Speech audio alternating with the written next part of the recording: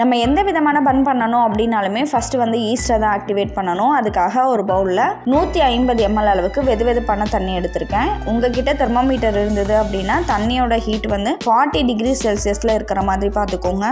இதில் வந்து நம்ம 1 டீஸ்பூன் சர்க்கரையும் 2 டீஸ்பூன் ஈஸ்ட்டையும் சேர்த்து நல்லா மிக்ஸ் பண்ணிவிட்டு 10 நிமிஷம் மூடி வச்சிடலாம். இப்போ பாருங்கள், ஈஸ்ட் வந்து நல்லா பொங்கி வந்துருச்சு.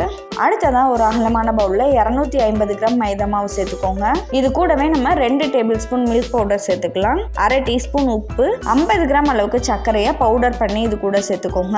இப்போ இந்த மாவெல்லாம் நல்லா ஒன்னோட ஒன்று கலந்த பிறகு நம்ம ரெடி பண்ணி வச்சிருந்த ஈஸ்ட் மிக்சரை இது கூட சேர்த்து நல்லா பிசைஞ்சுக்கோங்க.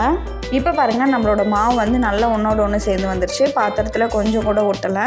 இந்த சமயத்தில் நம்ம இதில் 1/2 டேபிள் ஸ்பூன் அளவுக்கு எண்ணெய் சேர்த்துக்கலாம். எண்ணெய் சேர்த்துன பிறகு திரும்பவும் ஒரு 2லேருந்து 3 நிமிஷம் நல்லா பிசைஞ்சுக்கோங்க. இந்த எண்ணெய் வந்து மாவோட ஒன்றா நல்லா மிக்ஸ் ஆகிற அளவுக்கு பிசைஞ்சுக்கோங்க. இப்போ பாருங்கள், இந்த அளவுக்கு நல்லா சாஃப்டாக நம்மளோட டோ வந்து ரெடி பண்ணிக்கலாம். இப்போ இதை வந்து வேற ஒரு பவுலுக்கு மாற்றிட்டு மேலே வந்து கொஞ்சம் லைட்டாக ஆயில் அப்ளை பண்ணி மூடி வச்சுருங்க. இது வந்து நல்லா 1 மணி நேரம் அப்படியே வச்சுருங்க. இந்த மாவு வந்து நல்லா 2 மடங்கு உப்பி வர வரைக்கும் இதை வந்து அப்படியே வச்சிடலாம். இந்த மாவை இந்த மாதிரி 6 பார்ட்டிஷனாக பிரித்து எடுத்துக்கோங்க. ஒவ்வொரு பார்ட்டிஷனும் 80லேருந்து 85 கிராமுக்குள்ளே இருக்கிற மாதிரி பார்த்துக்கோங்க. இப்போது இதை வந்து நம்ம நீளமான ரோல் மாதிரி பண்ணி எடுத்துக்கலாம். இந்த மாதிரி ஷேப் பண்ணி நம்மளோட பேக்கிங் ட்ரேயில் வச்சிடலாம்.